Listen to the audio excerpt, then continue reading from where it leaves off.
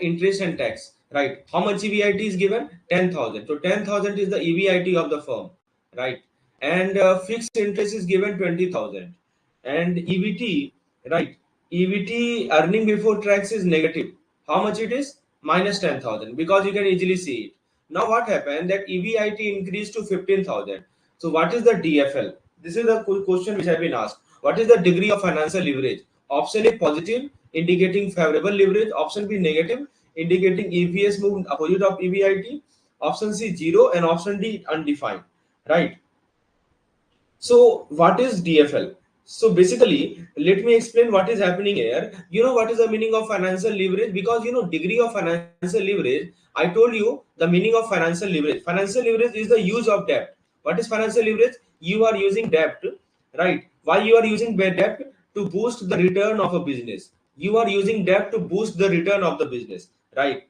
So degree of financial leverage tells us how much sensitive EPS is. It tells us how much sensitive EPS is to the change in EBIT, right? How much sensitive our earning per share is to the change in EBIT. Delta means, you know, delta is the sign of change. So how much sensitive our earning per share is to the change in EBIT. This is what degree of financial leverage tells us. Now here is where the things get interesting. See what is happening in this case. The company has taken more debt. You can see interest they have to pay is 20,000. So debt is more. Company has taken more debt, right? So remember, whenever debt is more, what happens? Any small change in EBIT can lead to big change in EPS, right? And company is already struggling to cover its interest payment, right? So now tell me, which option do you think is the correct one? Is it A, is it B, or C, or D? What do you think is the correct option in this particular case? What will be the DFL? Will it be positive, or will it be negative? Will it be 0, or it will undefined? So basically what is happening, that earlier the EBIT of the firm, you can see the EBIT was 10,000, and it increased to 15,000. EBIT increased from 10,000 to 15,000. But even then you can see the EBT is negative. EBT is how much? Minus 10,000, right? And finally EBT become minus 5,000. So despite the increase in EBIT, what we are seeing, the losses are still there, isn't it? EBT is still negative. Earlier EBT was minus 10,000. Now EBT become minus 5,000. So despite of increase in EBIT, EBT is still negative. So what does it mean? This is a sign that company is not able to cover its interest payment efficiently, right? Company has taken the debt and it is not able to cover its interest payment efficiently. So what do you think? If company EBIT increased but EBT is still negative, what does that tell you about the relationship between EBT and EBIT, right? If you think negative relationship, please type yes in the chat box, and if you think positive relationship, please type no. What do you think about relationship between EBIT and EBT, right? So my question is, as you can see here, that EBIT is increasing but still EBT is negative. So what does this tell about the relationship between EBIT and EPS? Is if it is negative, please type yes. Yes, obviously negative. Very good. It tells you that the relationship between EBIT and EBT is negative, right? The relationship between EBIT and EPS, not EBIT and EPS, is negative, right? So negative DFL. So the correct answer to this question is negative. Negative DFL happen when a firm operate before the break even, right? You know, I told you about the break even point in the last lecture. So remember, whenever a firm operate below the break even point, right? Firm operate below the break even point, then negative DFL happen. And you know when break even will reach? So I told you now, when EBIT is less than the interest payment, that means they have to pay the interest more. In that case, you know, in that case the break even will be negative.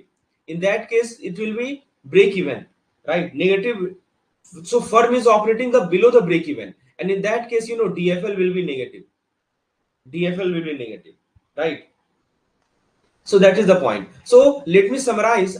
In the last lecture I told you, remember, this is a very important concept. See, when DFL is equal to 1, right? When DFL is equal to 1, it means that company does not have any fixed interest cost. No fixed interest cost. I told you in the previous case. If you have seen my last lecture, you will, in the last example I told you, right? If DFL is equal to 1, means degree of financial leverage is equal to 1, means company does not have any fixed interest cost, right? So EPS and EBIT change proportionally. This is the first thing. Remember, this question is most frequently asked this based on this concept. Second point, you must know that if DFL is greater than 1, right? If DFL is greater than 1, it means we have a positive leverage. This means, EPS is more sensitive to EBIT change, right? If a small change in EBIT occur, if a small change in EBIT occur, right? Suppose this is the change, it will amplify the change in EPS. It will amplify the change in EPS. That is the meaning of positive leverage. And third case is DFL is undefined. When DFL is undefined at break even, what happened at break even?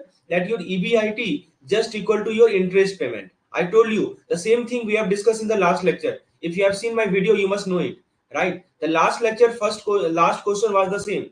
We look at the break even point. At break even, what happened? EBIT is equal to interest and DFL is undefined.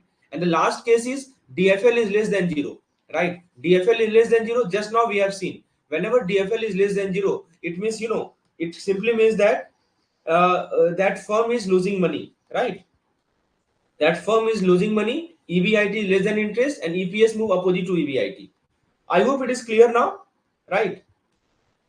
So basically, that is what we have just learned. You must know, you must note it down. This particular table is very, very important, right?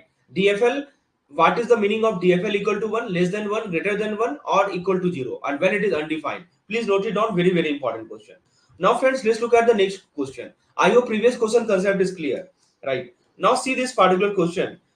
This question is regarding dual. A company sell its product at 10 rupees per unit, right?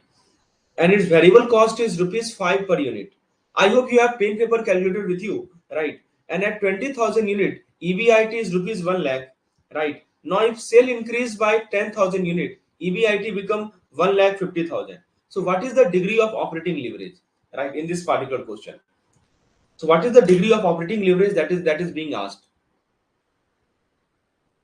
So I'm just providing. We have already discussed such question. Just take 1 minute to solve it yourself, and then I will explain. Just try it once yourself once.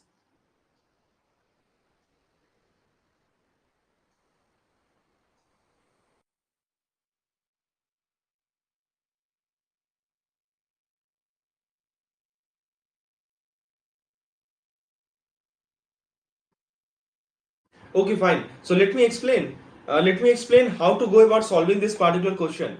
So basically, what is the meaning of operating leverage? Let me explain. Operating leverage. So it refers to how sensitive a company profit is to the change in sales. How sensitive a company profit is to the change in sales, right? So a company with high operating leverage will see a bigger change in profit when sales increase, right? So profit versus sales. This is what DOL is all about. And profit is what? EBIT, earning before interest and tax. So how means a company with high operating leverage will see a bigger change in EBIT when sales increase, right? But it also means company face more risk if sales decrease, right? So EBIT help us understand how DOL help us understand how EBIT will change with respect to the sales, right? Now let's come back to this question. So we have two things. First thing is EBIT. You have to calculate the change in EBIT, and they have to calculate the change in sales. So can you tell me what is the percentage change in sales? Please calculate the percentage change in sales. Please calculate the percentage change in sales. So how much is the percentage change in sale here? So you can see initial sale was how much? Initial sale was 10. You can see 20,000 unit, right? You can do the calculation. So if you calculate the initial sale, it is how much? So you can see per unit cost is 10 rupees and 20,000 unit are there. So 20,000 multiplied by 10. This is how much? This is 2 lakh. This is 2 lakh, right? And if you look at the new sale, that means the final sale, it is how much? You can see that the at 20,000 unit it is 10 rupees per unit, and sales increase by 10,000. So the new sale is how much? 30,000 unit multiplied by 10 rupees per unit. So it is how much? 3 lakh. So how much is the percentage change in sales? Please tell. I'm waiting for your response. Can you do the calculation? How much is the percentage change in sales? Just type your answer in the chat box. So it is nothing but 3 lakh minus 2 lakh upon 2 lakh multiplied by 100. This is the percentage change in sales. How much it is? So I think you are getting 50%, isn't it? So sales change by 50%. So this is the percentage change in sales.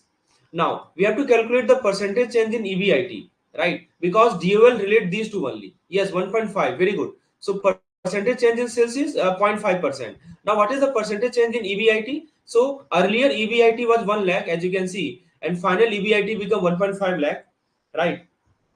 So percentage change in EBIT, how much it is?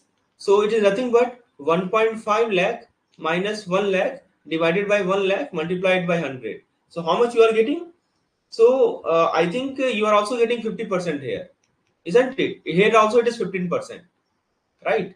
So what we have, so what is dual? So percentage change in sale is 50%, percentage change in EBIT is 50%. Now can you tell me which option is correct? A, B, C, D, right? And you know what is the meaning of dual, right? So dual is what? Let me write it down. So let me change the color. Okay, fine. So dual, degree of operating leverage. In the numerator we write percentage change in EBIT, that is our profit.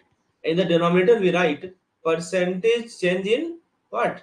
Sales, right? Percentage change in sales. Now please do the calculation and tell me the final answer. Is it A, is it B, is it C, or is it D? I'm waiting for your response. What do you think?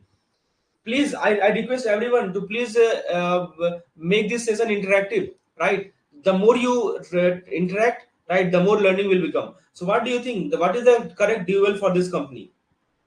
So as you can see, percentage change in sales is also 50%, right? So in the numerator you have 50%.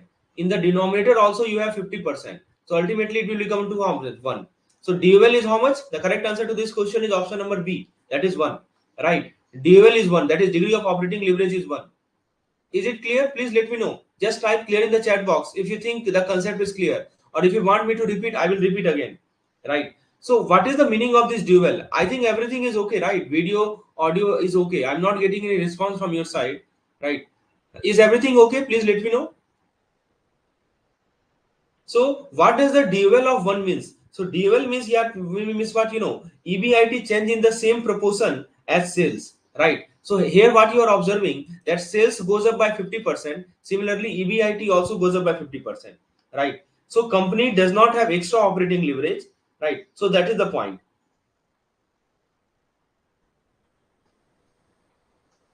Now let me ask you a question here. So please tell me, is the concept clear to this particular question? Okay, again. Okay, let me explain again. Fine. See, what is dual? Dual means, you know, percentage change in sales upon percentage change in EBIT upon percentage change in sales, right? So in this case, what is happening? That initial cost of product is 10 rupees per unit, right? And initial, the number of units was 20,000. So how much will be the sales? Sorry, it is the selling price, right? It is the selling price. You can see selling price is per unit given 10 rupees. How much unit are there? 20,000 unit are there. So what is the initial sale? Just multiply 20,000 with 10. So it will be 2 lakh. Now after what happened? Finally, what happened? That sales increased by 10,000, right? So what you can do? You can draw a table also, right? Let me show you second method to solve this question, right? You can draw a table to make it more clear, more clearly understanding to you. Let me draw a table here. Just wait a minute. Okay, fine. Now friends, what is happening here, this can be also be represented in the form of table. Suppose I draw a table like this, right? So on one column I am showing you the sales, on one column I am showing you the EBIT, right? So initial sale was how much? Initial sale was 10,000. So when sale was 10,000 unit, 10,000 unit, EBIT, sorry, initial was 20,000. When sale was 20,000 unit, EBIT was 1 lakh. And when sale become you can see if sale increase by 10,000, so what is the final sale? It is 30,000. When sale become 30,000, what is EBIT? It is 1.5 lakh. So this is what is happening. Sales is increasing from 20,000 to 30,000. That is not actual sale. You have to just multiply by 10. If you want to in rupees, because you know this is units. If you want the selling price in rupees, you just have to multiply it by 10. So 20,000 multiplied by 10 is 2 lakh, and 30,000 multiplied by 10 is 3 lakh. So initial sales is how much? 2 lakh. Final sales is how much? 3 lakh. So how much is the percentage change in sale? It is 50%. Similarly, initial EBIT is 1 lakh. Final EBIT is 1.5 lakh. So how much is the percentage increase in EBIT? This is also 50%. And what is dual? Dual, the formula of dual is percentage change in EBIT upon percentage change in sales, right? So it is equal to 1. Please let me know, is it clear now? Just we have to apply the formula, right? So let me ask you one more question, that let's say company has dual of 2. So in this case dual is 1. So you can see the explanation part here. Suppose company has dual of 2. Suppose this is a dual. So what would that mean for EBIT? What would that mean for EBIT if sales increase by 50%? If suppose sales increase by 50%, what would that mean for EBIT? Right? Would EBIT increase by more than 50%, exactly 50%, or less than 50%? Option A, more than 50%. Option B, equal to 50%. Option C, less than 50%. Listen to my question carefully. What I'm asking you, that suppose DOL is 2, degree of operating leverage is 2, and sales increase by 50%. So what would be the change in EBIT? Option A, more than 50%. Option B, equal to 50%. Option C, less than 50%. Just let me check whether you're understanding. Okay, very good. So what do you think? A, B, C. Now in this case, I am taking DOL is equal to 2. Degree of operating leverage is equal to 2. So what would happen to EBIT if sales increase by 50%?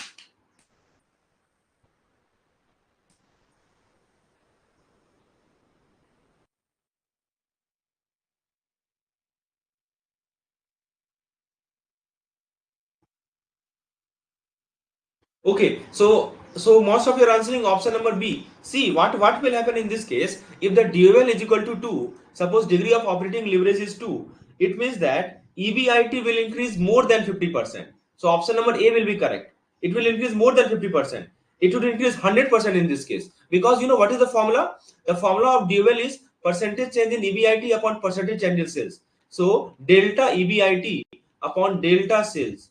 So it is equal to 2. So you can clearly say that delta EBIT is equal to 2 times delta sales. So if sale increase by 50%, EBIT will increase by 100%. Right? So this is because higher dual means what? More operating leverage. So EBIT become more sensitive to the change in sales. Right? So that is the point. So is it clear now? Please tell me. Is the concept clear regarding dual? So what we learned from this question is that, you know, operating leverage shows how sensitive EBIT is to the change in sale. If dual is equal to 1, so what is the meaning of dual is equal to 1? If dual is equal to 1, it means EBIT and sales move proportionally. And higher dual means EBIT change more than the sale. Right? So dual is equal to 1 in this example means EBIT increase by the same percentage as the sale. I hope this concept is clear. Now let's see the next one. Now please try this question on your own. I want this everyone to solve this question, right? So the question is, a company has a fixed cost of 50,000 at 20,000 unit. EBIT is 50,000. When sales increase to 30,000, EBIT rise to 1 lakh. What is dual and what does it imply? Option A 1, option B 2, option C 0.5, option D undefined. So just now we have discussed this problem. I want everyone to solve this question on their own, and please tell your response in the chat box. Just apply the formula which we have learned in the previous question and tell me what will be the dual.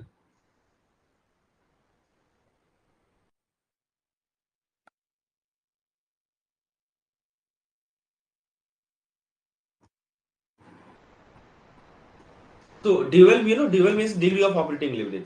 So basically operating leverage tells us how much sensitive a company EBIT is to the change in sales. So when a company has high operating leverage, a small change in sale can cause big change in EBIT, right? So it means dual tells you that how much EBIT grow when sales grow, right? I told you earlier. Now let's look at this particular question. Again, one thing I want to tell you, in this case also assume that per unit cost is rupees 10. In this case also assume that per unit cost of the item is 10 rupees per unit, right?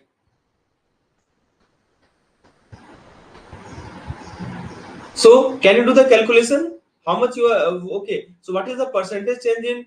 Okay, tell me what will the dual here? What is the percentage change in sales here? Let me give out a little bit. Okay, fine. Okay, so I'm doing the calculation here. Percentage change in sales. Yani percentage delta sale. How much it is? So initial sale is how much? 20,000 unit. Just multiplied by 10, it will be 2 lakh. So initial selling price is 2 lakh and final sale is 3 lakh. Right. So 3 minus 2 upon 2 multiplied by 100. This is equal to 50%. So percentage change in sales is 50%, isn't it? Please type your response. If the concept is clear, you must solve this question on your own. I think I have given you 3 minutes. This is more than sufficient to solve it, right? It will hardly take 1 minute to solve this question. So percentage change in sales is how much? 50%. Now, what is the percentage change in EBIT?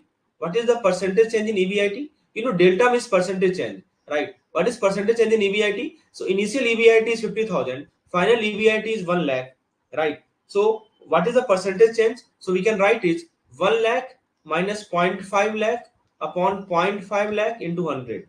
So how much it is? It is 100%, isn't it? It is 100%. So percentage change in EBIT is 100%. So what is dual? So what is dual? Please tell me. I think everything is okay. I'm not getting any response from your side. Is audio and video okay on your side also? Right. So so what is the meaning of dual? So dual is, you know, percentage change in EBIT upon percentage change in sales. So we can see percentage change in EBIT is 100% and percentage change in sales is 50%. So what will be the final answer? It will be 2. The degree of operating leverage will be 2, right? So this is the degree of operating leverage. Yes, very good. Degree of operating leverage is 2. So option number B is the correct answer, right? So what has happened that EBIT has doubled. So the change in EBIT is 100%, right? So that is how we have calculated. So what it means? Dual is equal to 2 means that for every 1% increase in the sale, right, your EBIT increased by 2%, right? So it indicates that company has high operating leverage and EBIT change twice as fast as sales.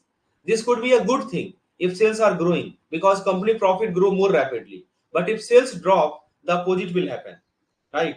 Suppose the sales drop, what will happen? Suppose sales start decreasing, then profit will start multiplying, decreasing multiple times, right? I hope it is clear. EBIT will decrease more than the sale. So it is good. Dual is equal to 2 is good as long as, you know, as long as company is making profit. Yes, sales is increasing, right? So it is good. Now friends, let's look at the next question. So this is the answer to this particular question. Now let's look at this particular. Just try to solve it on your own, right? So the question is asking you. Question is, as you can see on your screen, a company operate at a level when its total contribution margin is equal to fixed cost, right? So total contribution margin is equal to fixed cost means, you know, break even. This is called break even, right? No profit is there. EBIT is 0. So what will happen if sales increase by 20%? What happened to DOL? Right, very good question. What happened to DOL? Right, if sales, if sales increase by 20%, what happened to DOL? Option A, DOL is equal to 1. Option B, DOL greater than 1. Option C, DOL is undefined. Option D, DOL is less than 0. We have already seen the effect of break-even point on DFL in the last slides. Now we are observing what is the effect of break-even point on DOL. So company is operating at a level where its total contribution margin is equal to fixed cost. If the sales increase by 20%, what happened to DOL? So I told you now that suppose a company has high operating leverage, it means a small change in sale can cause a big change in EBIT, right? So what happened at the break-even point? You know what is the meaning of break-even point? Let me explain. See what happened at the break-even point. Last class I told you the using the pie chart, right? So this is our sales, this is our sales, this is our variable cost, and you know this particular thing is divided into two parts. One part is, you know, is your fixed cost, another part is your profit, which we will call EBIT. Now what happened at break-even point? You know, and this entire thing which I've highlighted by this is called contribution margin. It's called contribution, right? So what happened at the break-even point? You know, EBIT is equal to 0. Your EBIT will be equal to 0. And once, because you have no profit, you have no loss, that break-even point. And once EBIT is equal to 0, your fixed cost will be equal to your contribution margin. That is what has happened here. So question is asking you what happened to the DOL. What do you think? So option I'm getting B and C. Okay, fine. Let me explain. So at break-even point, EBIT is 0. It means that it is covering exactly its fixed cost, but not making any profit. At this point, contribution margin is equal to fixed cost, right? So what is the formula for this? So let me explain by logic. I'm explaining you how to solve such kind of problem logically so that you can understand what happened to DOL at the break-even point. Let me explain step by step. See, just wait a minute. Okay. Okay, fine. So friends, you know what is the meaning of dual? Dual is percentage change in EBIT upon percentage change in sales, right? So what is happening? Numerator is zero. Our numerator is zero because even sorry, no. Our EBIT is zero, right? But EBIT is zero. So you are dividing by zero. So what is percentage change in EBIT? It means EBIT initial minus EBIT final upon EBIT. That is the percentage change in EBIT. Now this is zero, right? Because because EBIT is zero. So EBIT is zero means you are dividing by zero to get the percentage change in EBIT, because you are dividing by zero to get the percentage change in EBIT. And you know what is the division by zero? Division by zero is undefined. You know it very well. 1 by 0 is undefined. You can't define it, right? So do you think this sounds like a problem? I hope you are, right? Now this is where the things get interesting. Since we are dividing by 0, and because EBIT is equal to 0 at break even, so degree of operating leverage is undefined. We can't calculate it. So what is the correct answer to this question? Option number C. Very good. All of you have answered correctly. Dual is undefined in this particular case. Very good, right? So what we learned from this question is that when EBIT is equal to 0, company is at break even, means sales just cover the fixed cost. There is no profit yet, and dual is undefined at this point because we can't calculate the percentage change in EBIT, right? So this is the point which you must note it down. So let me ask you one more question here. Suppose, let me ask you, if a company start making a profit, if suppose company start making profit, right, after break even, so how will you expect dual to behave? Option A, that dual stay the same at break even. Option B, dual increases, that is positive leverage. Option C, dual decreases, and option D, dual is undefined. Please answer. Suppose now the company is at break even. Now suppose the company is starting making profit. मान लीजिए company जो है profit बनाना शुरू किया. So how do you expect dual to behave? Will it stay the same? Option A, stay the same. Option B, dual increase. Option C, dual decrease, and option D, dual is undefined. What do you think? What will happen to the degree of operating leverage? Will it stay the same? Will it increase? Will it decrease? Or will it remain undefined? So the correct answer to this question is B. Obviously B. Dual will increase. Very good. Degree of operating leverage increase because EBIT become more sensitive to the change in sales due to the fixed cost involved.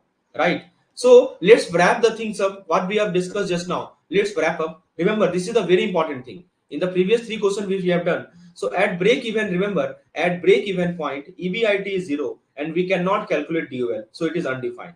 Right. So that is a point. And one more thing that you can see, that at dual is equal to 1, it means no fixed cost is there. EBIT and sales move proportionally. And dual is greater than 1, it means fixed cost exists. And EBIT is more volatile than sales. Right. Now let's come back to this particular question. Right. Very good question it is. Please try it. Because this type of question appear in the examination, it takes your understanding. So let's understand this particular question. So what it asking here, that two products A and B, they are sold at 40 rupees each, right? Two products are there, A and B, they are sold at 40 rupees each, right? And product A has a higher fixed cost of 15,000. You can see product A has a higher fixed cost of 15,000 as compared to product B, which has a fixed cost of 5,000. Now product A earns contribution of rupees 20 per unit, while product B earns only rupees 8 rupees per unit, and both sell 1,000 unit. Which of the following statement is more accurate based on the data? Option A, product A has low break-even point because its contribution is higher. Option B, product B has lower degree of operating leverage because of the lower fixed cost. Option C, both products have the same break-even point because their selling price are equal. And option D, product A is less risky because its EBIT is higher. Very good question it is, right? This will help you understand many concepts, right? So what option do you think? Which option do you think is correct here? So you know what is the formula? So three things are there: break-even point, degree of operating leverage, right? So let me explain. Do you know how to calculate the break-even point?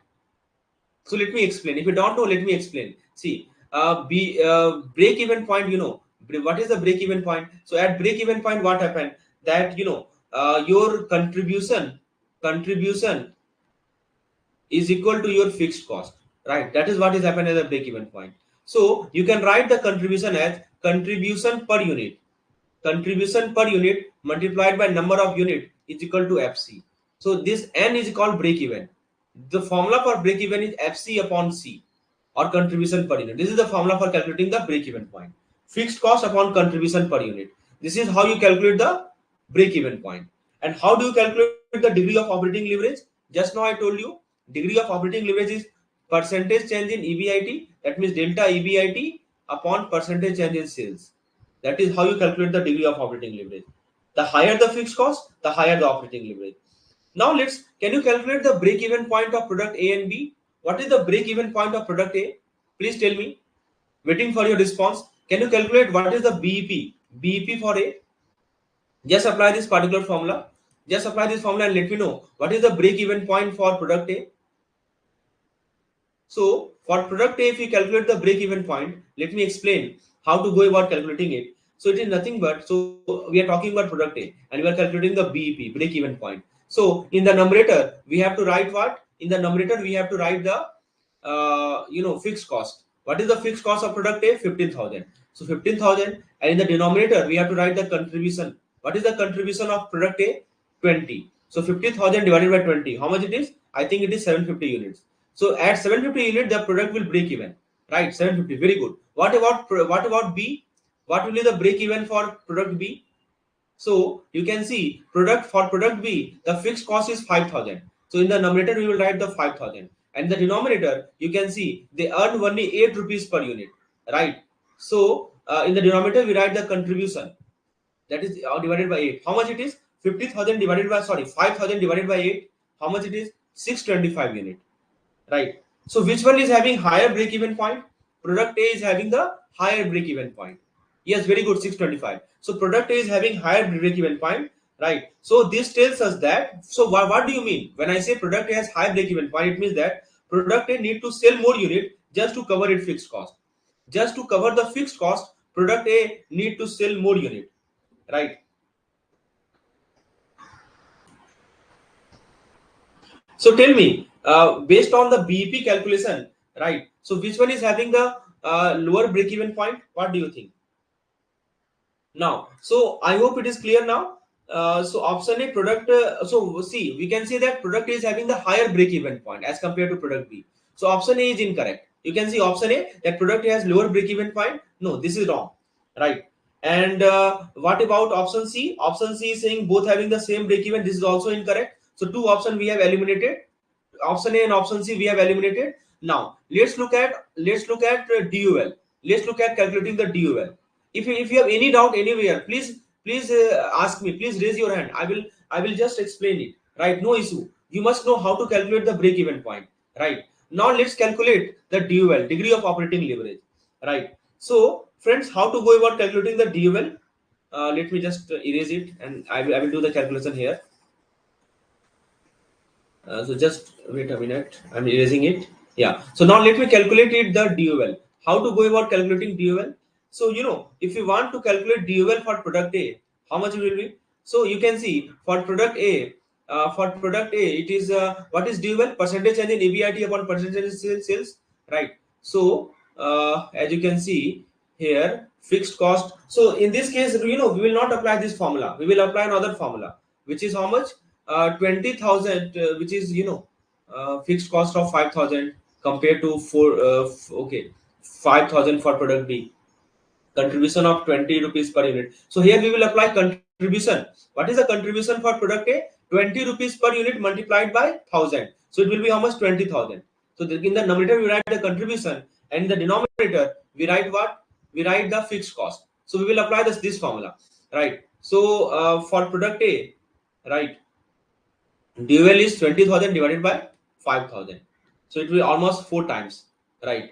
And if we want to calculate the same for product B, how much it is? So you can see 8 per unit multiplied by 1,000. So it will be 8,000. Contribution for product B is 8,000, right? And you can see fixed cost is 3,000. So just what will be 8,000 is the contribution. Fixed cost is 3,000. So how much is EBIT? It is 3,000. So 8,000 divided by 3,000. It is almost 2.67x. You know the formula for DUL? I told you in the last lecture, right? So one formula is this, percentage change in EBIT upon percentage change in sale. Other formula is, contribution upon EBIT, right?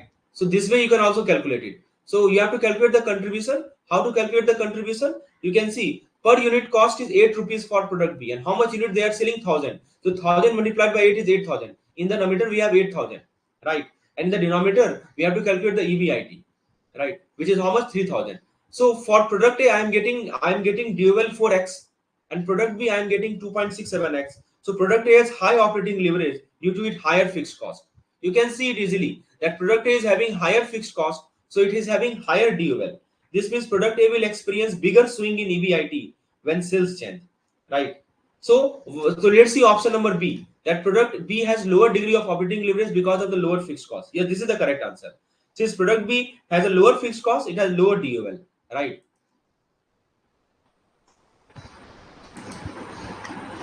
Okay, so 5,000 and 3,000. Okay, fine. See how it is coming. Basically, contribution. What is contribution? If you want to calculate the contribution for product A, you can see number of units, 1,000 units, and how much unit per unit contribution? 20. So 20 multiplied by 1,000 is how much? 20,000. So this is the contribution for product A, right? And if you want to calculate the EBIT, how to calculate the EBIT? This is nothing but the contribution minus the fixed cost, right? So what is the contribution for product A? Is 20,000. So first you write 20,000, and what is the fixed cost for product A? It is 15,000. So just subtract 15,000. So how much it is? 5,000. And the same 5,000 I have written here, right? Similarly, if you want to calculate the EBIT for product B, how to go about calculating the EBIT for product B? So let me explain. Just wait a minute, I'm just erasing it. See, if you want to calculate the EBIT for product B, so first of all you have to calculate the contribution. How to calculate the contribution? Number of units is how much? 1000 units, and per unit cost is rupees 8. So how much is the contribution? 8 multiplied by 1000, which is how much? 8,000. So this is your contribution. And what is your EBIT? EBIT is contribution minus fixed cost. What is the fixed cost for product B? It is how much? You can see 5,000, right? So 8,000 minus 5,000. How much it is? 3,000. The same 3,000 I have written here. So this way you can calculate the DOL. Please tell me, is it clear? Right. So basically, two formula for DOL are there, right? There are two formula for DOL. One is the percentage change in EBIT upon percentage change in sale. Other formula is contribution upon EBIT, right? So you must remember these two formula. I told you na, there are two formula for calculating DOL, right? Remember it. One formula is percentage change in EBIT upon percentage change in sales. Another formula is contribution upon fixed cost, right? Is it clear? Okay, very good. So what is the correct answer to this question? This is a very good question. It tells you, it checks your two concepts, whether how to calculate break even point, and whether your concept of DOL is clear or not, right? So that is the correct answer. So what we learned from this question is that break even point shows the number of units needed to cover the fixed cost. So try to understand what is the learning here, right? A product with higher fixed cost will have a higher break even point. You can see product A is having higher fixed cost. Please see the learning. Learning is very much important. By doing the calculation, what we observe is that a product with higher fixed cost. You can see fixed cost of A is 15,000 and fixed cost of B is 5,000. So since fixed cost of A is higher, so it will have higher break even point and also higher operating leverage. This is very, very important concept. You did not solve this much. By just looking at this fixed cost only, you can answer it. We have solved it to make our conceptual clarity. You did not solve it. So remember, a product having higher fixed cost, it will have higher break-even point, it will have higher leverage. And operating leverage tells us how much sensitive EBIT is to sales change, right? So I hope it is clear now. Very good question it was. Now let's see the next one. Let's try to solve this question on your own. So let me show you the question, as you can see on your screen. So the question is basically, imagine you are a manager who needs to choose between two products, product A and product B. Let me walk you through the detail. So product A has a higher fixed cost 15,000 and contribution is 20 rupees. Product B, lower fixed cost 5,000, contribution is 8, right? And now the catch is that sales are uncertain, volatile demand, sales are uncertain, right? You are not sure if you can consistently sell 1000 units and demand is volatile. The question is, which product should the manager choose? Will you choose if the sales are uncertain, and why? Option A, product A, because it gives higher EBIT at 1000 unit. Option B, product B, because it has lower break even point and is safer during demand uncertainty. Option C, product A, because it has higher fixed cost guarantee, higher profit. And option B, product B, because lower contribution ensure better margin. Very good question. This take you real understanding, right? So what do you think? So break-even point formula I already told you. Contribution margin I already told you, right? So break-even point formula, I told you what is the formula for calculating the break-even point. It is nothing but in the numerator, what you write? You write the contribution. In the denominator, you write the what? Fixed cost. Sorry, I'm writing the opposite. Fixed cost divided by contribution, right? Fixed cost divided by contribution per unit. And contribution margin, I told you that contribution margin is the selling price minus the variable cost, that how much money each unit make after covering the variable cost. Now what is happening here, that demand is uncertain. You can see volatile demand, right? So if demand is unpredictable, it is safer to choose a product with lower break even point. Try to understand this. Remember, whenever demand is uncertain, it is safe to choose a product having the lower break even point. Why so? Because you need to sell fewer unit to cover your fixed cost, reducing the risk of loss if sales does not hit. Suppose sales does not hit this 1000 unit, obviously the loss is more, right? So remember, you have to choose lower break even point, because you need to sell fewer unit. Because when break even point is lower, it means you have to sell fewer unit, less unit, to cover your fixed cost, right? So friends, let's calculate the what is the break even point for product A. Can you calculate the break even point for both the product? So what is BEP for product A? I am waiting for your response. Please do the calculation. So if you want to calculate the break even point for product A, so you can see fixed cost is 15,000, contribution is rupees 20. It's nothing but 50,000 divided by 20. It is 750. Just like in the previous case. And what about the break even point for product B? It is how much? 5,000 divided by 8. How much it is? 625. So product A break even at 750 unit and product B break even at 625 unit. This means product B require fewer sale to cover its cost, which make it safer in case demand does not reach 1000. Right? Now consider the contribution margin. So one aspect we have clear. Okay, we have observed that break even point for product A is larger, so it is good for to go for product B because sales is uncertain. Now let's look at the second aspect, that is called contribution margin and EBIT. Let's look at the second aspect. Let me explain. So at 1000 units, suppose I'm taking 1000 unit, right? So can you calculate what is the EBIT for product A? I am waiting for your response. What is the EBIT for product A at 1000 unit? Please do the calculation. Okay, please tell me what will be the EBIT for product A at 1000 unit. Just now I've done the calculation in the previous question. I want everyone to respond. Let me check whether your concept is clear or not. Calculate the EBIT, earning before interest and tax for product A at 1000 unit. So EBIT, if you want to calculate, how will you calculate? We can calculate contribution minus what? Fixed cost, right? So what is the contribution for EBIT for product A? So rupees 20, right? And how much unit? 1000. So 1000 multiplied by 20. And what is the fixed cost of product A? 15,000. So how much it is? 5,000, right? It is 5,000. And what is product B EBIT? Okay, what is the product B EBIT? If you calculate the EBIT for product B, how much it is? Nothing but contribution minus fixed cost. So what is the contribution? Contribution is how much? 8 rupees per unit. 8 multiplied by 1000 minus fixed cost. What is fixed cost? Fixed cost is 5,000. How much it is? 3,000. Right, that's why I told you now to remember this particular pie chart. It will help you understand everything. You will not remember any formula. You have to visualize it. Visualization is the key, right? So what we are observing here, try to understand the logic. Very very important thing. What we are observing here, even though product A gives a higher EBIT, you can see product A is giving you higher EBIT, 5,000, right? We are considering the uncertainty of sale here, which is giving you high profit. Product A is giving higher profit. But what we are considering? We are considering the uncertainty of the sale here. If the demand drop, suppose what happened if the demand drop? what will happen? Product B will still break even at a lower point, and the risk of loss is much lower, right? Now let's see the option. Option A, product A because it gives higher EBIT as 1000 unit. This is partially true, but product B is safer because it's low break-even point. So this is wrong. What about option B? Product B. Yes, this is the correct answer because it has lower break-even point and is safer during demand uncertainty. Product C, that option C, product A because it is higher fixed cost guarantee higher profit. This is wrong. Higher fixed cost does not guarantee higher profit. In fact, they increase the risk.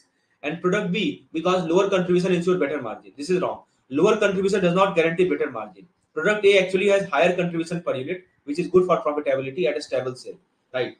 So that is the point. I hope it is clear now. So what we learned, I hope the concept is clear for this question. Let me move to the next question, right? So this question I want everyone to solve. This is the easiest question, right? Based on what we have done, you can solve this question in just 1 minute. Hardly 1 minute it will take.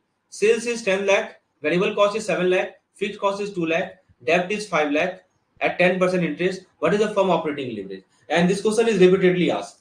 You have to calculate the DOL. 1.5, 2, 3 or 5 or 6. What do you think? What will be the DOL?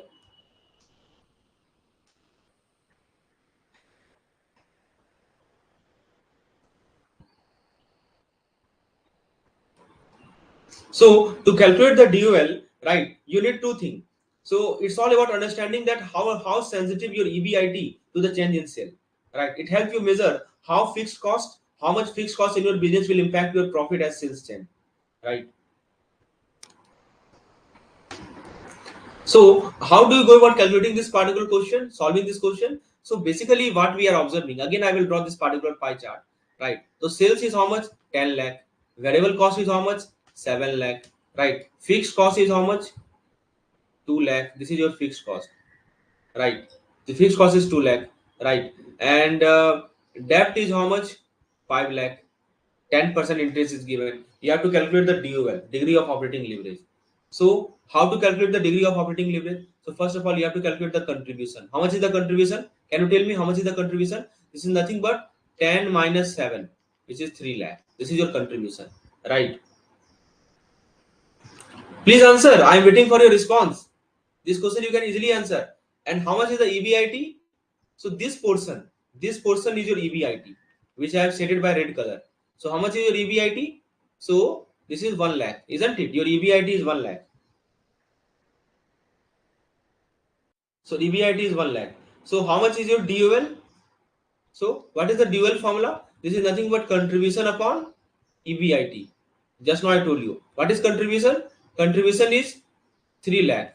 How much is EBIT? EBIT is 1 lakh. So how much is DOL? DOL is equal to 3. Option number C is correct. Please tell me, is it clear? No, no, no. 1.5 it is wrong. It is 3. How you are getting 1.5? See, it is very simple to understand, right? What is the formula for DOL? Contribution upon EBIT. Remember this pie chart. This is a super important way to understand the thing, right? See what is happening here. I am again drawing it. So this is your total sale. Total sale is 10 lakh. Out of which variable cost is 7 lakh. So how much this portion is? This portion is 3 lakh, right? Just you can calculate. And now if you zoom into this particular portion, the left part, right? So this is 3 lakh. This consists of two parts. One part is fixed cost, other part is your EBIT. How much is the fixed cost? The fixed cost is how much? 2 lakh. So this fixed cost is 2 lakh. So how much your EBIT? This is 1 lakh. So, and this entire thing is called contribution. This entire thing is called contribution. So formula for DOL is contribution upon EBIT, right? So what is the contribution? 3 is the contribution and EBIT is how much? 1 lakh. So answer is 3. So you can use this pie chart concept. Very good. This pie chart concept is the best way to solve such kind of problem. Now let's see the next one. Right. I hope the concept is clear. Now calculate the financial leverage of the firm. Right. The same question. You have to calculate the DFL. Come back to this question and you have to calculate the DFL. This type of case study is asked in the examination. Right. Can you calculate the DFL for the same? DFL we have just calculated. Can you calculate the DFL?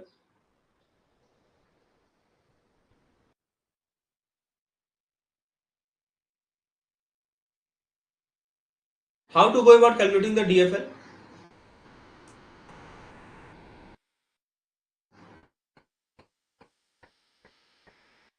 So basically to calculate, first of all, you should know the formula for DFL. So for DFL formula, you know, is EBIT upon EBT, earning before tax. So you have to calculate EBT also. So EBIT we have just calculated. EBIT is how much? EBIT is how much? 1 lakh. We have just calculated it. How much will be the EBT? Just calculate, just calculate it and tell me the answer. Right? It should not take more than 1 minute to solve it. How much is the EBT? I told you na. EBIT and EBT. What is the difference? This I is the difference. You see, in EBIT, I is there, but in EBT, I is not there. What is I? I is interest. So you have to just subtract interest to get EBT, right? So what is the interest? How much interest it is paying? So you can see that 10% interest, right? And debt is how much? 5 lakh. So how much interest they are paying? So 10% of 5 lakh. How much it is? I think it is 50,000. Isn't it 50,000? How much it is? How much is the interest? Interest they are paying, 50,000 interest they are paying annually, right? So if you want to calculate EBT, it is nothing but EBIT minus interest. So how much EBIT? 1 lakh minus 50,000. How much it is? 50,000. So what is the DFL? So DFL is how much? You can see DFL is EBIT upon EBT. So how much is the EBIT? EBIT is 1 lakh. EBT is 0.5 lakh. It is how much? Twice. Right. So DFL is 2 times. Is it clear? Very good. It is 2 times. Yes, correct. Very good. Option number is there. The 2 is the correct answer. Very good. So I hope these two questions are clear. Now can you calculate the combined leverage of the firm? The third question. Please do it. Can you calculate the combined leverage of the firm? That means you have to calculate the DCL. That is called degree of combined leverage. How much is the DCL? One case study based on this concept is asked in the examination. That is why you should have full conceptual clarity to solve such kind of problem. So basically, if you want to calculate the DCL, the formula is very simple. It is nothing but the product of DUL and DFL. So, or we can say DUL. DUL is what? Contribution upon EBIT, and DFL is what? EBIT upon EBT. So what will happen? These two will cancel. So it will contribution upon EBT. So how much is the contribution? 3 lakh. How much is EBT? 0.5. Right. So what is the DCL? It is 6. Right. Is it clear or not? Please tell me. DCL, degree of combined leverage. Just find product of DOL and DFL. So DOL we have just calculated, and you can just remember this formula: contribution upon EBT. This will give you DCL. Right. So correct answer to this question is option number B. So higher DCL means the change in sale will cause larger change in EBT, right? So the company has higher risk. So I hope this question is also clear. Let me move to the next one. If it's not clear, please tell me. I will again explain. Right? How to calculate the DCL? DCL is nothing but the product of the product of DOL and DFL. So DOL is C upon EBIT, contribution upon EBIT, and DFL is EBIT upon EBT. Just multiply both of them, you will get contribution upon EBT, which you are getting 6 in this case. Right? This is the solution.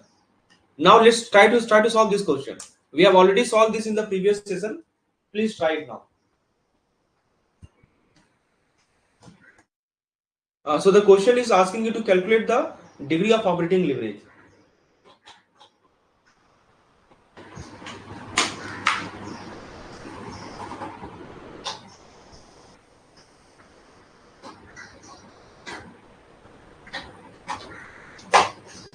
So how much is the degree of operating leverage? Operating fixed cost they have given 20,000.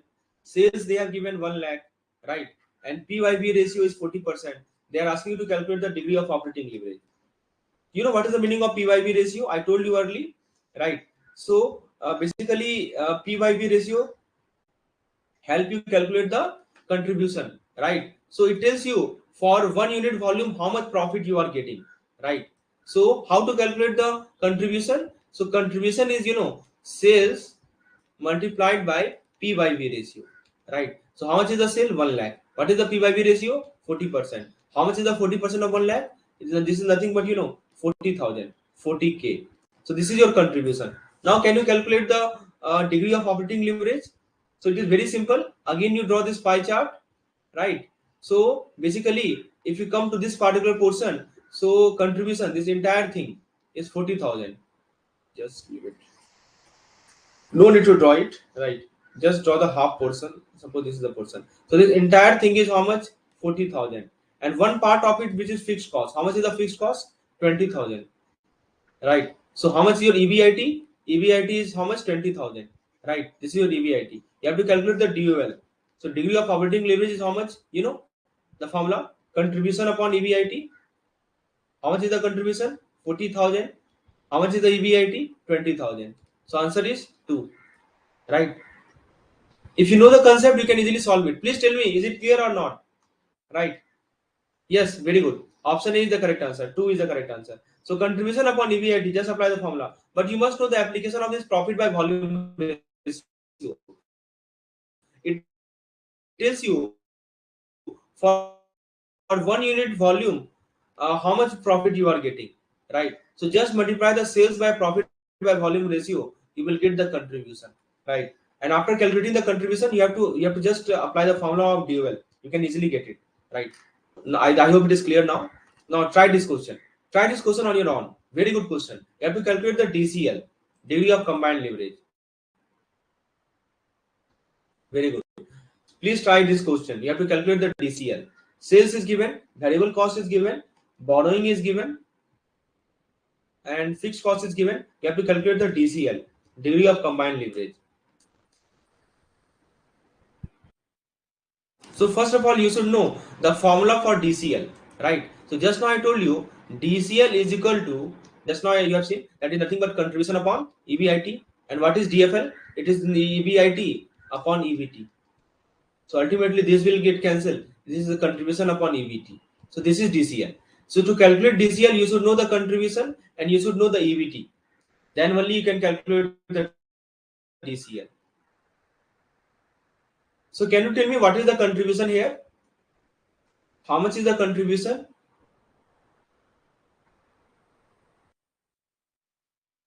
So you will not remember any formula. Just you will not memorize any formula. Just you have to apply the pie chart concept, right? You can easily solve any question.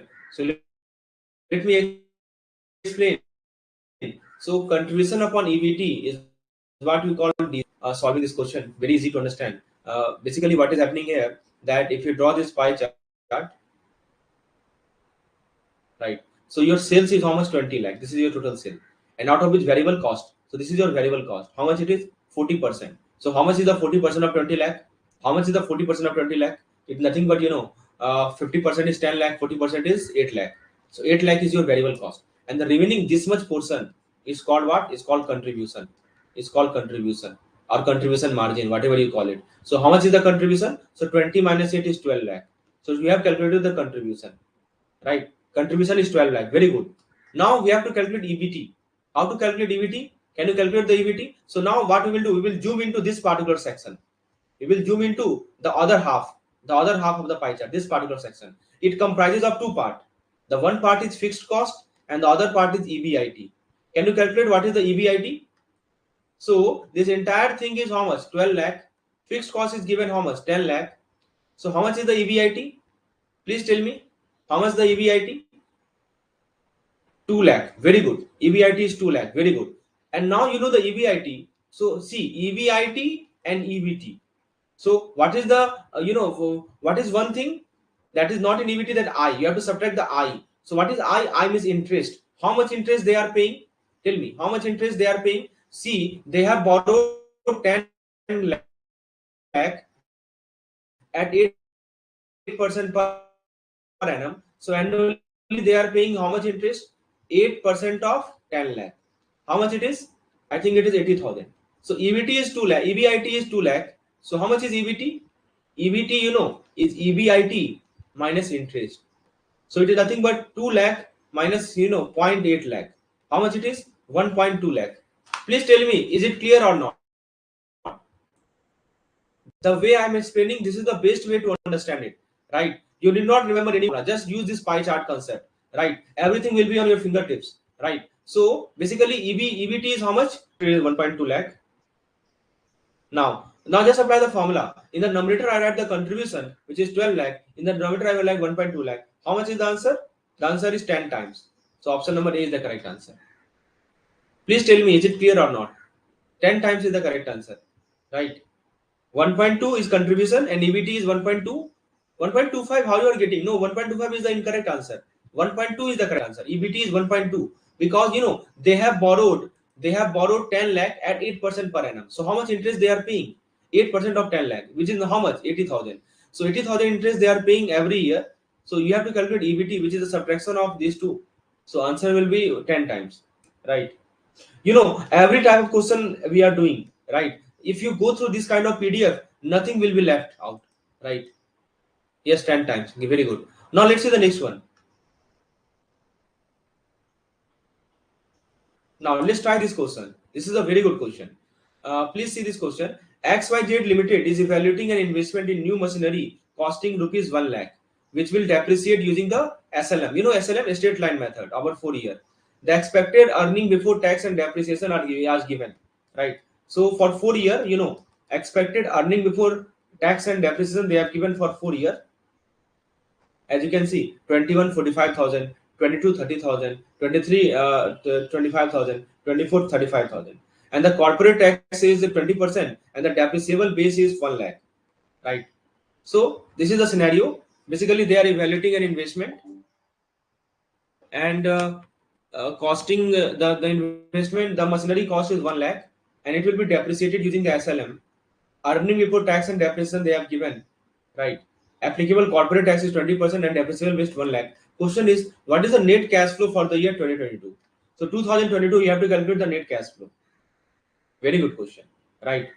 So basically, what is the meaning of depreciation? I hope you know it. Depreciation is how business spread the cost of big ticket item like machinery over a number of years, right?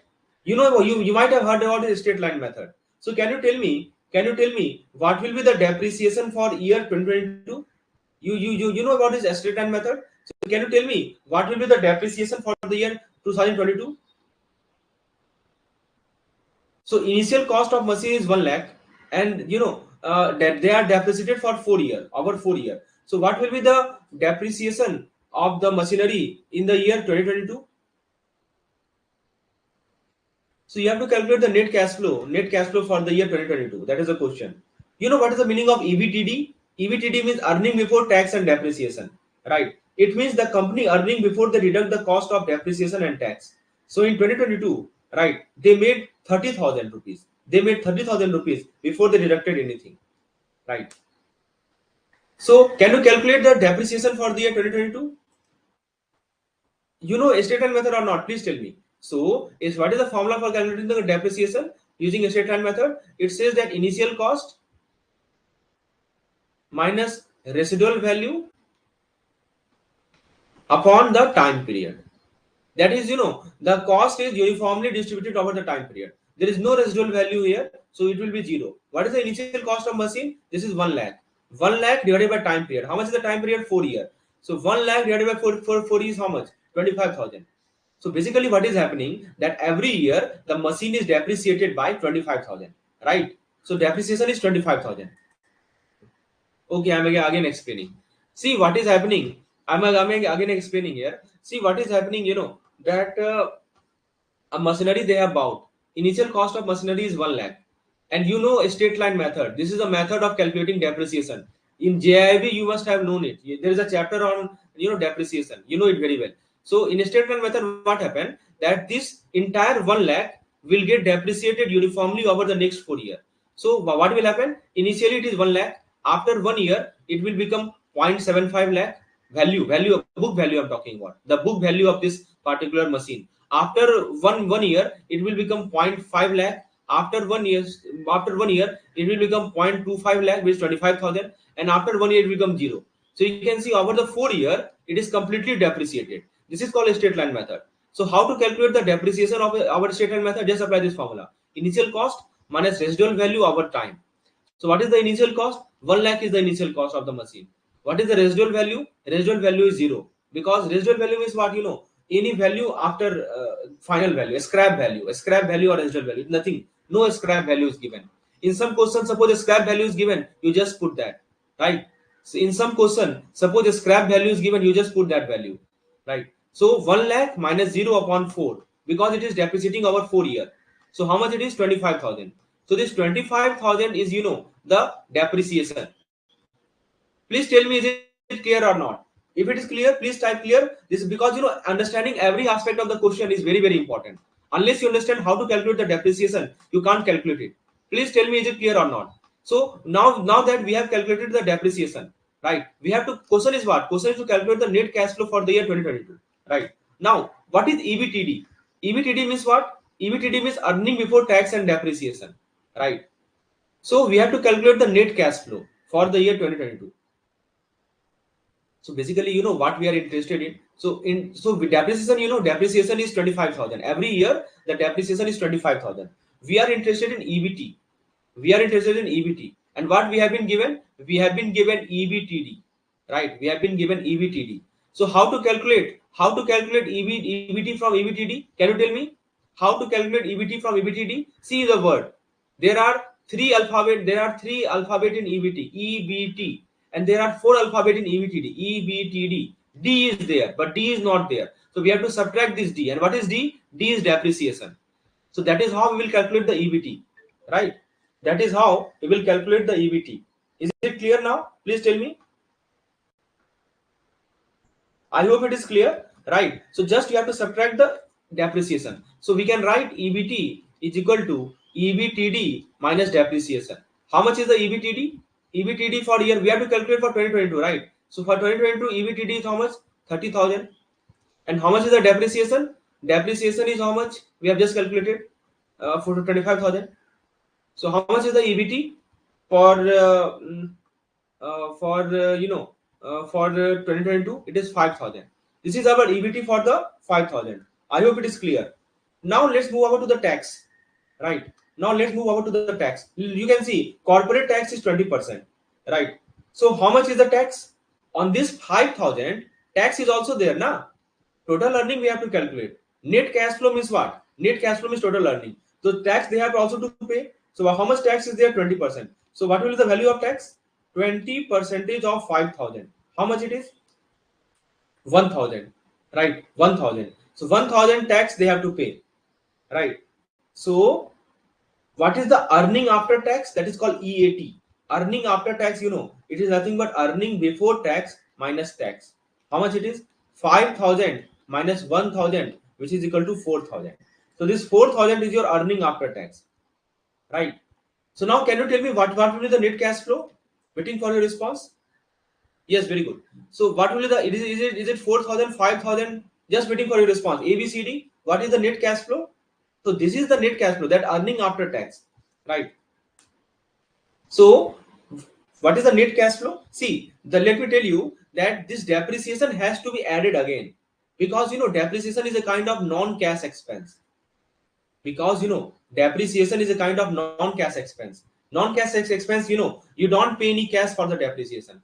And here it is asking cash word is written, net cash flow, right? So since depreciation, we have just deducted the depreciation for calculating EBT, right? We need to add this depreciation back, because you are not paying anything in cash, right? So this is not an expense. So what we will do, net cash flow will be equal to 4,000, right? So it is how much? 4,000 plus 25,000, which is equal to 29,000. So the answer is option number C, right? So the net cash flow is 29,000. So remember, we need to add back the depreciation, because depreciation, right, is because even though XYZ Limited is only earning 4,000 after the tax, they still have a net cash flow of 29,000 because of depreciation. Because depreciation does not affect the cash directly, so we add it back in our final calculation, right? Please tell me, is it clear or not? Is the concept clear? Yes, C is the correct answer. Now let's see the next one. Let's see the next one. So the next question is, right, what is the total cash flow over the entire 4-year period? What is the total net cash flow over the entire 4-year period? So for 2022, we have calculated it is how much? 29,000, right? Can you do the same for 21? Can you do the same for 21? Please tell me, what is the cash flow for 21? Just do the calculation for 21. Let me see whether you understand the concept clearly or not. Just tell me, what is the net cash flow? Because question is asking you to calculate the net cash flow over the 4 year. So you have to individually calculate the cash flow for individual year, and then you add all of them to get the net cash flow, right? So what is the cash flow for year 21? Let me explain. So 45 is EBTD. Just subtract 25,000, which is the depreciation, which will give you how much? 20,000, right? And in this 20,000, what you will do? In this 20,000, you will subtract the tax. What is the this 20,000 is your EBT, right? So what is the tax? 20% of 20,000 is how much? 4,000. So this will be 60,000. 16,000 will be your what? 16,000 will be your EAT, and just add depreciation 25,000 back. This will be how much? 41,000. So 41,000 is the cash flow for year 21. What about 23? Again, do the calculation. 24. You are getting 24. How you are getting 24? For which year you are calculating? See, for 21, if you calculate 45, 45 minus 25, which is 20. So 20 your EBT. From EBT you subtract the 4,000. 4,000 is what? Tax. 20% of 20,000 is 4,000. So 16,000 plus add back depreciation, which will give you 41,000. Now for year 23, 25,000 minus 25,000, which is equal to 0. So no cash flow, right? 0, right? 0. So for year 2023, we don't be exactly equal, right? Both are exactly equal, right? So it is 0 because the depreciation is subtract, EBT is your 0, and EBT, if you further subtract, no, because it is tax will be 0, because no profit, no tax, right? And you will add back the depreciation, so it will be 25,000, right? And what about 24? 35,000 minus depreciation, which is 25,000. This will become 10,000. What is the corporate tax? 20,000 of 10,000 is to 2,000, 8,000, and just add back 25,000. How much it is? I think it is 33,000, right? So what is the final cash flow? 41 plus 29 plus 25 plus 33. So 40 plus 30, 70. 70 plus 25, 95, and 95 plus 33. How much it is? I think 128, right? So 128 means 1,28,000. This is the net cash flow for the entire 4 year. Yes, very good. 128, very good. I hope the concept is clear, right? How to go about solving such kind of problem. I hope the concept is clear, right? So option number B is the correct answer, 128. So just you have to calculate the cash flow for all the 4 year and just add all of them. This is the cash flow for 4 year. So tell me, is it clear or not? Right? I have given you explanation of this thing, why we added the depreciation, how to go about solving it. Now let's try this one. So basically what is happening in this question is that, this is the best way of learning, by learning through the question. The question helps you understand the clear concept clearly. You will never forget it, right? You can easily understand. Yes, very good. Now let's come back to this question, that Green Tech has two investment proposal, right? Project A and Project B. And both projects require initial investment of $1 lakh, right? Project A will give them $20,000 for 5 years, and Project B will generate $25,000 annually for 4 years, right? Now Green Tech is using payback period method to evaluate the investment, right? So which of the following statement about the payback period method is correct, right? Option A, the payback period method considers the time value of money and evaluate profit beyond the recovery period. Option B, Project A has shorter payback period than Project B, indicating lower risk. Option C, payback period method is suitable for Green Tech because it is simple and does not require complex analysis. Option D, payback period method will lead to selection of Project B over Project A. Let me again come back to this question. So this is the situation. Two projects have been given, initial investment has been given, but time period is different, right? So which question is regarding payback period?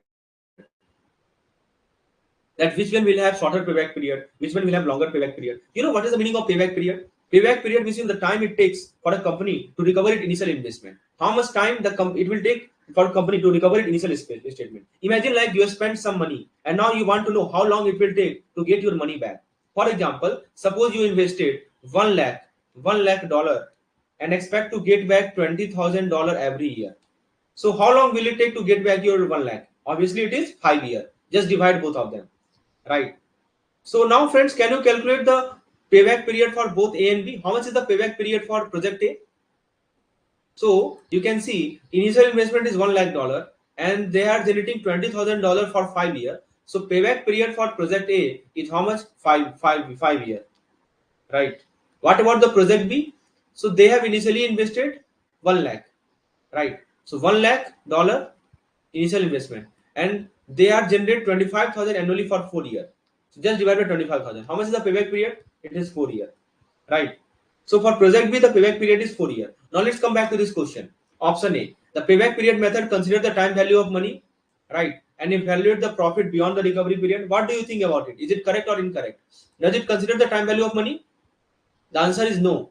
Remember, this is one of the drawback of payback period method, that it does not consider the time value of money, right? And that's why the discounted payback period method comes into existence. Discounted payback period method, right? It does not evaluate profit beyond the payback period.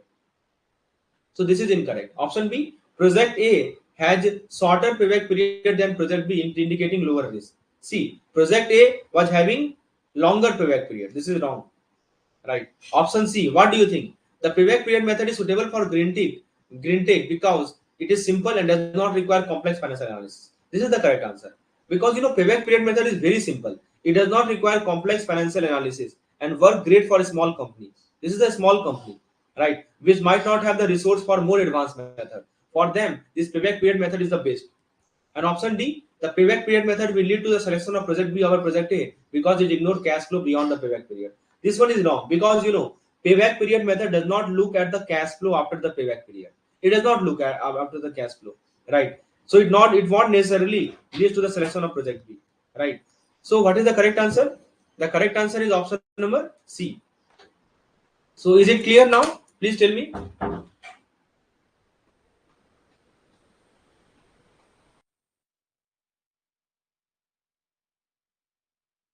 I hope the concept of payback period is clear, right?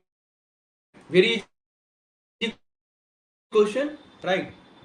No, option number C is clear. C is correct, right? Because it says option number D, payback period does not look at the cash flow after the payback period, right?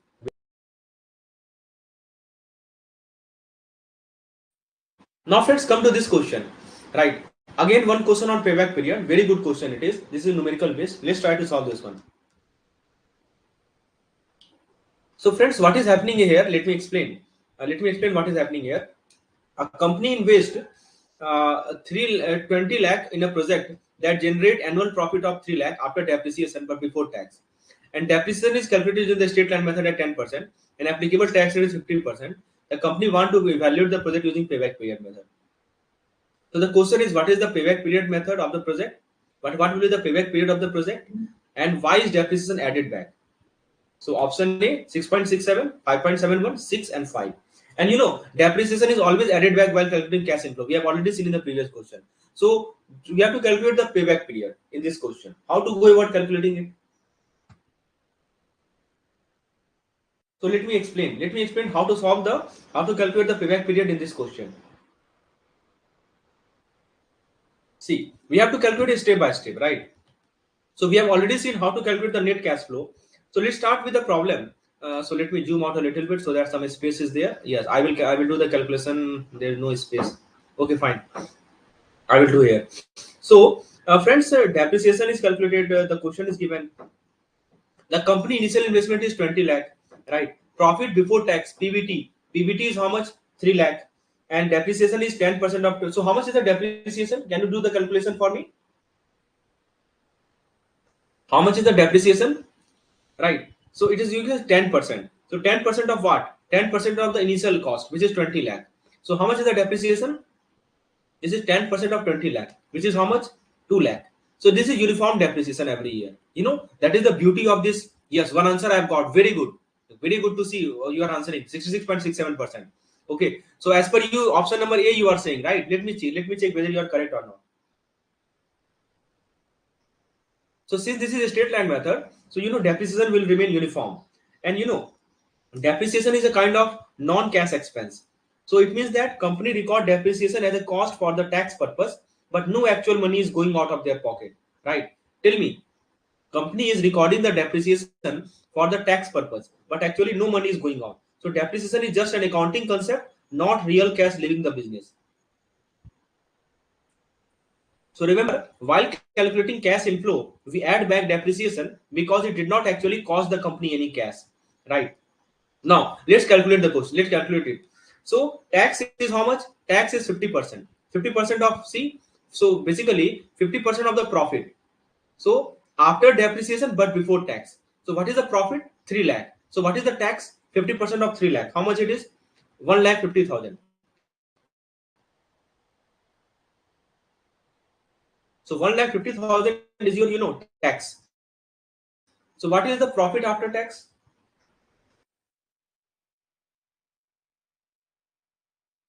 So what is the profit after tax? So profit after tax will be how much? 3 lakh minus 1.5 lakh. This will be 1.5 lakh. This is the profit after tax, or we call it PAT. Right. Now we add back the depreciation, which is 2 lakh. So 1.5 plus 2 is how much? 4.5 lakh. Right. Because depreciation is a non-cash expense. Right. So 4.5, no, sorry, 3.5 lakh, not 4.5, 3.5 lakh. So this is the final 3.5 lakh. So this is our cash inflow. This is our cash inflow. Every year, this is our cash inflow. Now, what is the formula for payback period? The formula is, in the numerator, we write the investment, and in the denominator, we write cash inflow, right? Investment. And what is our cash inflow? 3.5. So 20 divided by 3.5. How much it is? 5.71 year. Option B is the correct answer. Please tell me, is it clear or not? If you have any doubt, please ask me, because this is the very mark scoring topic. If question is asked based on payback period, you should solve them very easily, right? You should know how to go about solving this kind of problem. Is it clear how we are getting 5.71 year? So most of your, okay, I'm again explaining it. See, so for payback period, you have to calculate the net cash flow, right? So let me explain by flow chart how you to do it. So first of all, you have to calculate the depreciation. So depreciation is very easy. It is 10%. 10% of what? Initial investment. So what was our initial investment? 20 lakh. 20 lakh, 10% is how much? 2 lakh. So 2 lakh is our depreciation. Now the question give you profit after depreciation but before tax. Means they have taken care of depreciation, right? But before tax. So what we have to do? We have to calculate the tax. Tax is how much? 50%. 50% of what? This profit. Profit is how much? 3 lakh. Because tax is paid at the profit. So 50% of 3 lakh is how much? 1.5 lakh. So this much tax they have to pay. So see, basically profit before tax is how much? 3 lakh. We subtract the tax. How much it is? So 3 lakh minus 1.5 lakh, which is how much? 1.5 lakh. So this will become PAT, profit after tax. Now we add back the depreciation to get the net cash flow. So what is the depreciation? Depreciation is, we have already calculated, is 2 lakh, right? So 2 lakh. So 1.5 plus 2 is 3.5 lakh. So this is the net cash inflow, right? And what is the formula for, what is the formula for payback period? The formula is quite simple. In the numerator, we write the investment. In the denominator, we write the cash flow, net cash flow, right? So what is our investment? Investment is 20 lakh, and net cash flow is 3.5 lakh. Just do the calculation, you will get 5.71. Please tell me, now is it clear? Please tell me. I've explained step by step, right? First of all, you have to calculate PBT, then you have to calculate PAT, then add back the depreciation to get the net cash flow. The previous question we have done to calculate the net cash flow. Just apply the concept here. Okay, very good. Now let's try the last question of today's session. This is the last one. Try it yourself. You have to calculate the payback period for this project, right? So we are doing every kind of question which is possible. Nothing will be left if you solve this much, right? Please try this one. If your concept is clear, you can solve any question. No issue. So what is happening here? That ABC Limited is considering a project that require initial investment of 2,05,000, and the project is expected to generate the following cash inflow over the year. First year 80,000, second year 60,000, third year 60,000, fourth year 20,000. What is the payback period for this project?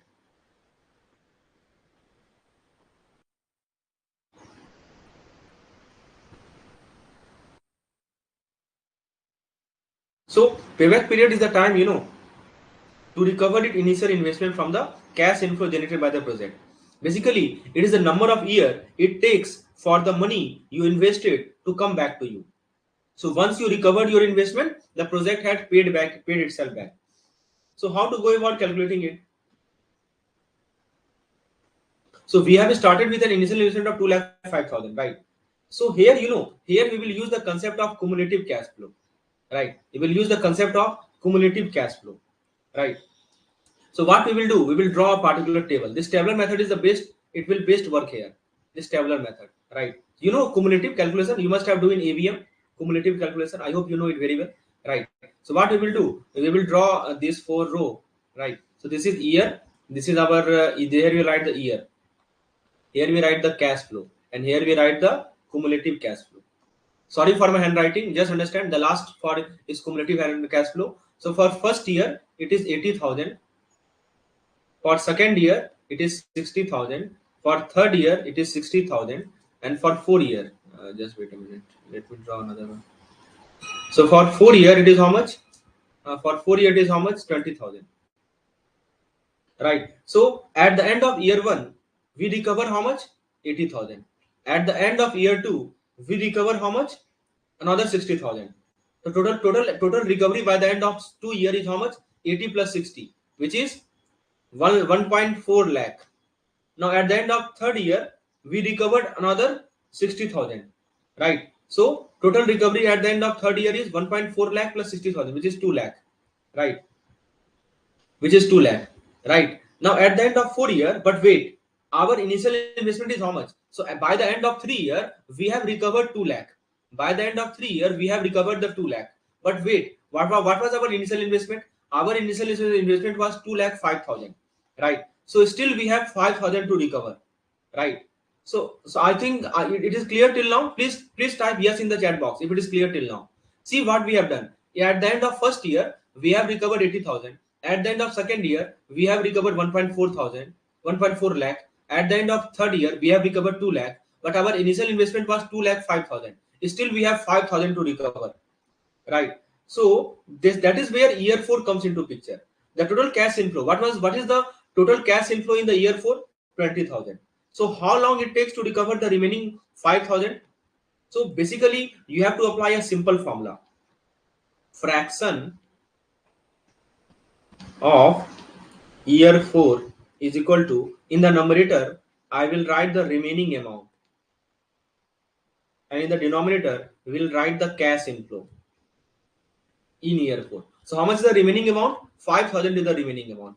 How much is the cash inflow? 20,000 is the cash inflow. You can see in the year 4 the cash inflow is 20,000. So it will take 0.25 year.